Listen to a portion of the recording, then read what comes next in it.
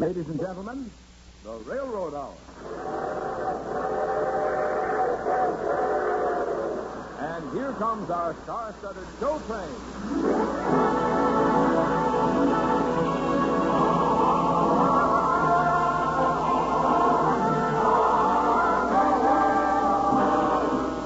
Tonight, the Association of American Railroads presents the memorable musical hit, Sari, starring Gordon MacRae and his guest, Margaret Truman. Our choir is under the direction of Norman Luboff, and our music is prepared and conducted by Carmen Dragon. Yes, tonight another great musical success is brought to you by the American Railroads, the same railroads that bring you most of the food you eat, the clothes you wear, the fuel you burn, and all the other things you use in your daily life. And now, here is our star, Gordon MacRae.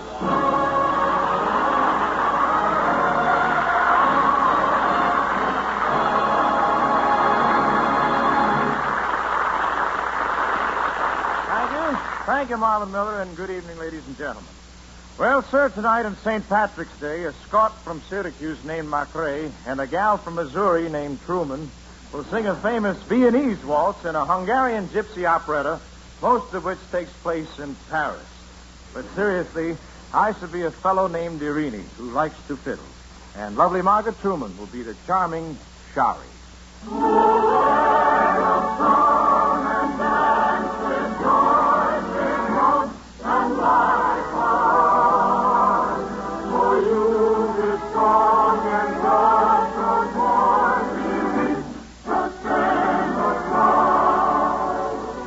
My name is Irini. All my life I have dreamed of two things, a girl and a violin. Often in the cool of evening I have closed my eyes and seemed to see the girl.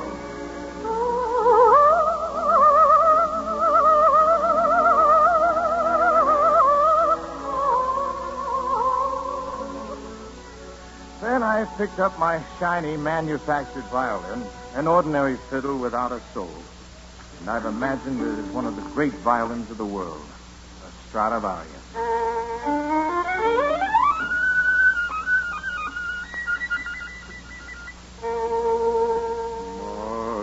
faithful Stradivari, on which I sail the stream of love impassioned music, up to the Isle of Dreams, along through silvery moonlight, past stars all glowing and bright, I float above the forest, across the sea of night.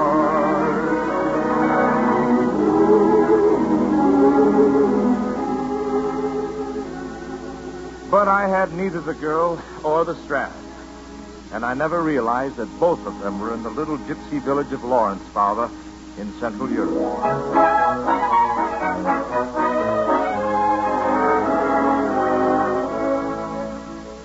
Father, where have you been? In the village, Sari. Oh, flirting with the girls again, I suppose. Certainly not. Just letting them have a look at one of the world's geniuses.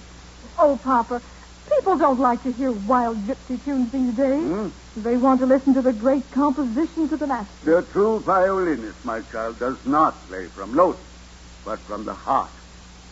Speaking of my violin, I think I should win and tune up my beautiful Stradivarius. Why? You never play it anymore. But I must take care of it. One day a king or a prince may ask me to play, and I must be ready. Oh, dear. You're such a dreamer. And you try to be so practical. Oh, you don't fool me, Sari. You're my daughter, and you inherit my dreaminess. But to my violin, to work. Sari! Sari! Yes, little neighbor. Take me in your lap, Sari, and tell me a story. All right. This story is a song, little neighbor. Once upon a time, you know, somehow it doesn't seem so once upon a time. This is an old, old legend that seems to be happening all over again. wise and mighty, had a daughter flighty, who, though she was in her 20s, still refused to wed. Many suitors sought her, but this willful daughter did all bargain with her, shaking off her head. At last her father, patient son, declared in solemn voice, 100 lovers stand by the door, this time you made a choice. Sailor one, and the blow was not a few. Drummer one, and the fishes there are two. Some are lean, some are handsome, some are not. Time you wait, please make haste. Take a husband from the lot. Sailor one, and the blow was not a few. Drummer one, and the princess there are two. Some are lean, some are handsome, some are not. Time you wait, please make haste. Take a husband from the lot. Such a song deserves a kiss in the cheek. What was that? That, dear lady, was a kiss fresh from Paris. It was fresh, all right. Well, I'm waiting. Oh, you want another one? I want an explanation. Well, you see, I'm a stranger here. But I happened to hear you sing, and I couldn't help but sneak up behind you and kiss you. Run along, little neighbor. This seems like a dangerous man. Gee, I think he's pretty brave. I've always wanted to try it. Nor could I help hearing your song. Your father is forcing you to marry, and I want you to know that I'm on your side. You keep on your side. You know, of course, I took an awful chance sneaking up behind you like that. You, might have had a husband. You're a very impertinent young man. Please leave. Oh, don't make me go. You know that I've wandered all over Europe, and everywhere the sky was dark, and the air was heavy, and the hills were black. And then I came into this garden. And, well, it was like a dawn. Love has wings which it gladly flings toward the distant sky, far above the world of sadness. Love's a bird, not a written word from a lover's breast, without pause or rest, flying straight and true to its waiting nest.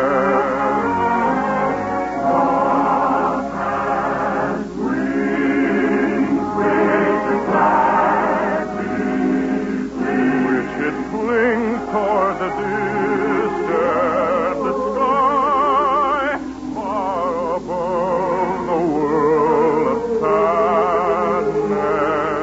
Love's a bird, not a written word, not a word from a lover's breast, without pause or rest, flying straight and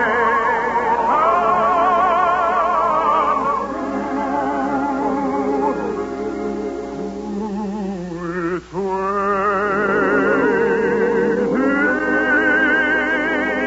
waiting nest.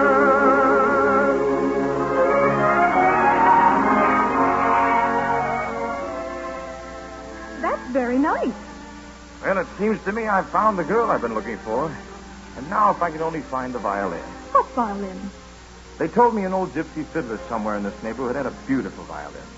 Stradivarius. I could only get that old character to let me use it. Well, what's going on out here? Oh, this is my father, Polly Rott. Polly Rott, the famous gypsy violinist? Why, I've heard of you, sir, and your wonderful music since I was a small boy. Well, now here, Sari is a young man with taste. Sari?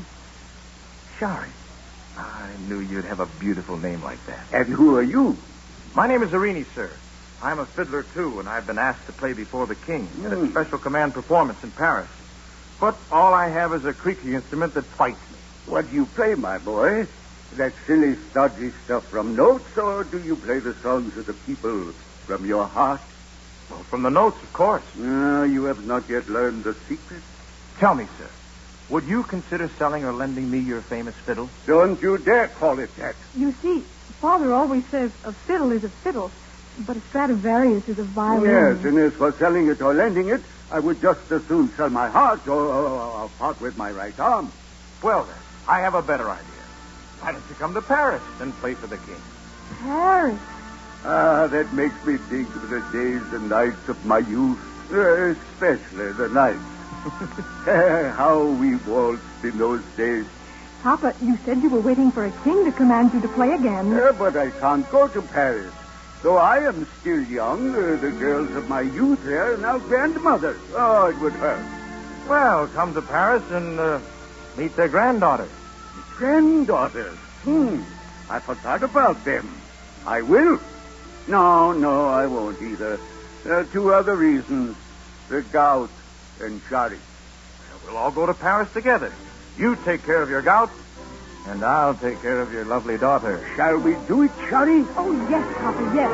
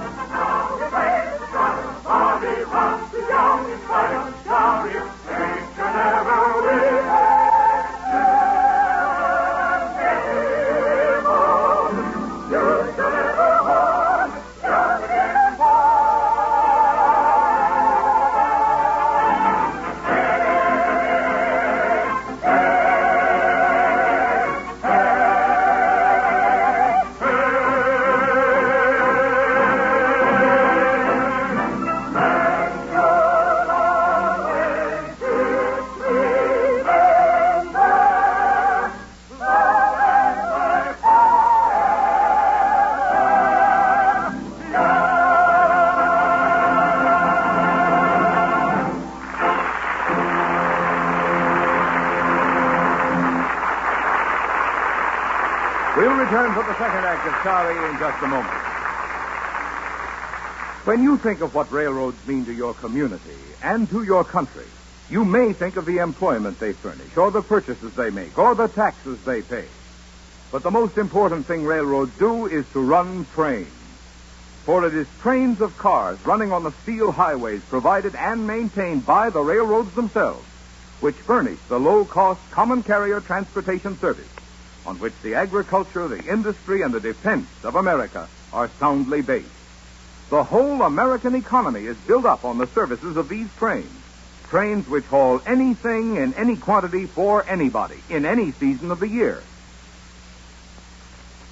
and between all sections of the continent, and do it with a minimum expenditure of manpower, money, and materials. That's one of those facts that in ordinary times we just take for granted. But in times of emergency, it comes to be a matter of real concern. Remember the time of Pearl Harbor, when many folks seriously doubted whether the railroads could handle the country's tremendous military transportation demands. But they did handle them, moving 90% of all war freight traffic and 97% of all organized military travel. And now, in another period of crisis and mobilization, the ability of the railroads to do all that may be asked of them again becomes crucial. To prepare themselves better for whatever may lie ahead, the railroads have spent in the past 6 years more than $6 billion for new and better freight cars, for new and more powerful locomotives, and for improved tracks, signals, yards, and railroad facilities of all sorts. But the railroads still need more freight cars, more new locomotives, more improvements of all kinds. In securing these needed facilities, they are encountering difficulties both in getting materials and in earning the funds necessary to carry out their program of improvement. But you may be sure that the railroads will never stop trying to do all they can to meet the needs of our great country, whether in war or in peace.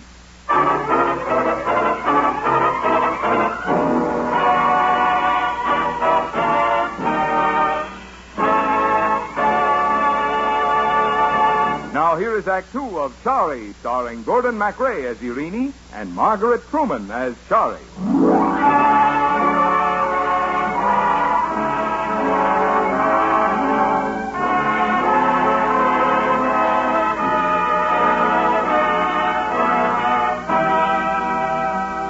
And so we went to Paris.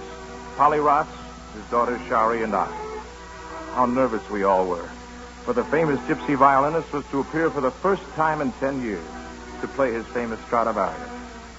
I was a mere fiddle player, delighted to take a back seat, but very happy because Sari was with me. We shouldn't have come to Paris, Irene. I'm afraid something will go wrong. Now, what can go wrong, Sari? Oh, Papa isn't young anymore, and well, for the first time in my life, I feel too young. Oh, listen. Listen to the sounds in the air. Listen to what Paris is saying to us. Young love is everywhere. Take it while you can. Yes, I hear it.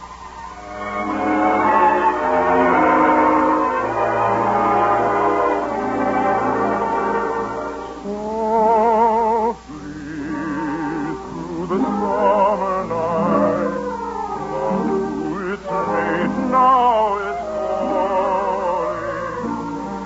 You come trembling with delight.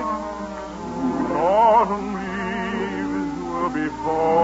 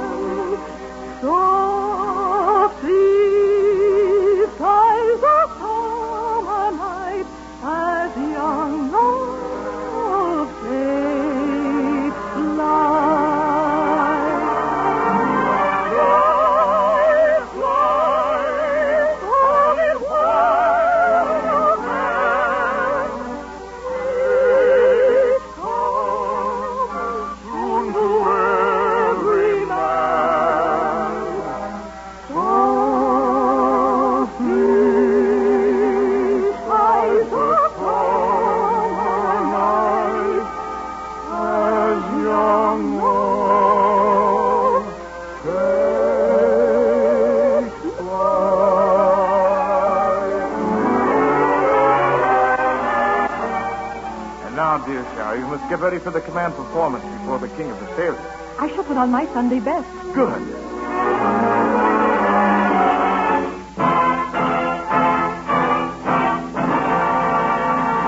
The Contessa Mustari, the Marquis de Cadeau, Mademoiselle Mariette.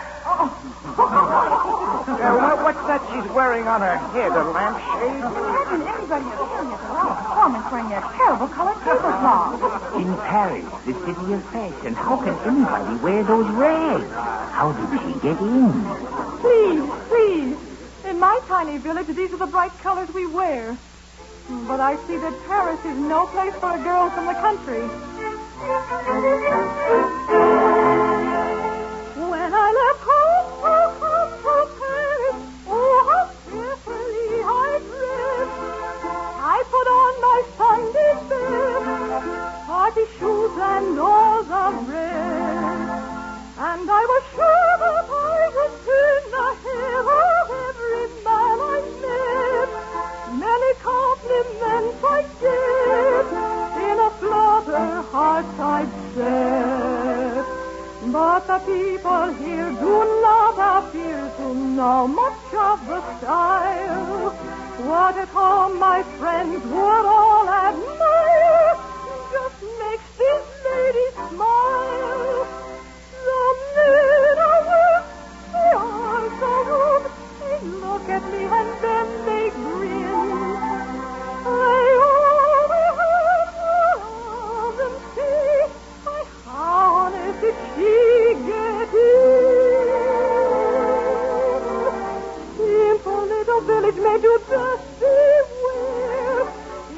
not the same here as they were back there. In your country home, the men may call you queen. Here they only notice you because you're green. People laugh at everything you say. You'll be sorry that you came before you through. If good sense you would be showing, how believe you'd be going. There's no place like home for you. Since a little Billy said you'd best beware, things are not the same here as they were back there. In your country home, the men they call you queen. Here they only notice you because you're green. People laugh at everything you say. You'll be sorry that you came before you through. If good sense you would be showing, there's no place like home for you. His Majesty the King of Massalia. It is now our pleasure to hear from one of the most celebrated violinists of our day. He has come out of retirement to play his famous Stradivarius, the man whose melodies we have heard about for so many years. And now we shall hear them with our own ears. Polly Rock. Go, Polly Rock. Play. Father, what's wrong? Your Majesty, Father, are you all right? Your Majesty, I cannot play. I have not played my beautiful violin in 10 years. I've just kept it to look at, remembering in my head the lovely melodies of my youth. So you see, the Stradivarius is no good to me. I might as well smash it into a million pieces. Oh, no, don't. Could I have it for just a moment, Polly? Take it, Irene. I give it to you. Tell me, Polly, is this the melody you were going to play? Why?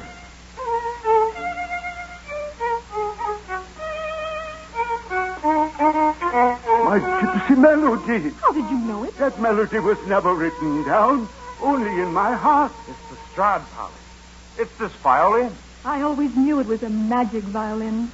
My famous Stradivari, on which I sail the streams of love, impassioned music, up to the Isle of Dreams, along through silvery moonlight, past stars all glowing and bright, I float above the forest, across the sea of night.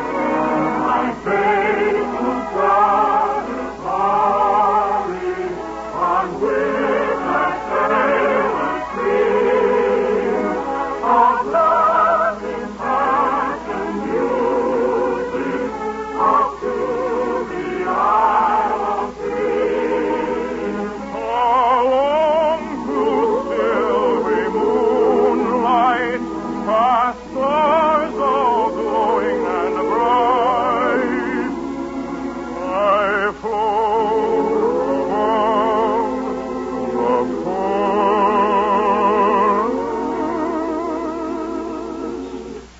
across the sea of night. The Stradivarius belongs to you now, Irene. To me, it was just a memory, but you have made it live again. My boy, we are most pleased. I thank you, Your Majesty. All my life I've wanted to play on a magic violin and to hold in my arms a girl like Sari. No, Irene.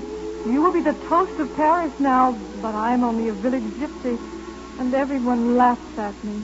My children, they will not laugh again. For I hereby bestow on you the title of the Count and Countess of Stradivari. Now go, play, dance, And the whole world will be young again. Yes, the whole world will be young. Let us come and dance with joyous song and life our hearts. For youth is strong and blood grows warm beneath the sands of flowers.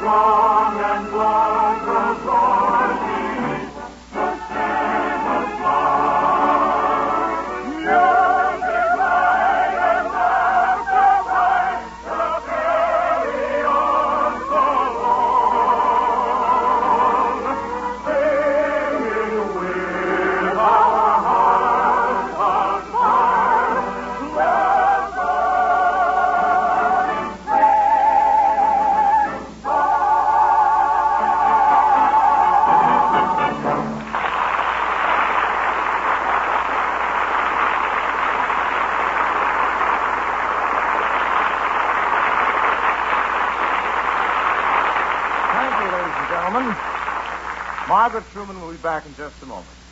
Our thanks to the other members of our cast, to Francis X. Bushman, Theodore Von Elst, Dick Fields, and the entire company. Sari, with book and lyrics by Julius Wilhelm, Max Grunbaum, C.C.S. Cushing, and E.P. Heath, and music by Emmerich Kalman, was dramatized for the Railroad Hour by Lawrence and Lee. The Railroad Hour is brought to you each week at this time by the American Railroads. You know, every minute of every day, someone, somewhere, calls on the Red Cross for help. The Red Cross is able to answer these urgent pleas only through your help. When you contribute to the 1952 Red Cross campaign, you help make it possible for the Red Cross to maintain its disaster service, its services to the armed forces, and to veterans, its blood bank program, and many other activities. And now, here again is our charming guest, Margaret Truman.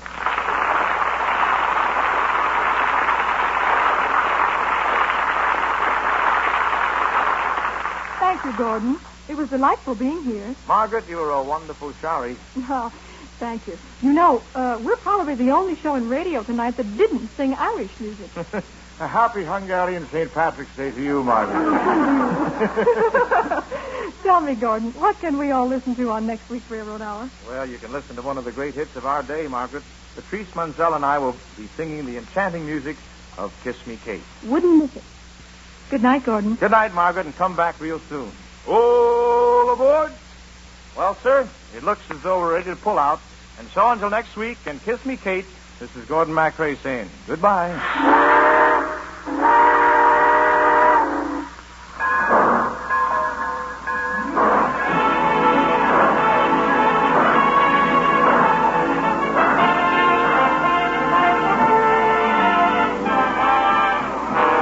Sari was presented by special arrangement with Cam's Whitmark Music Library.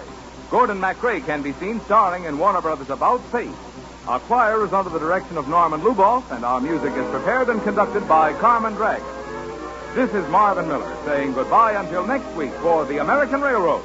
Now keep tuned to your Monday night of music on NBC.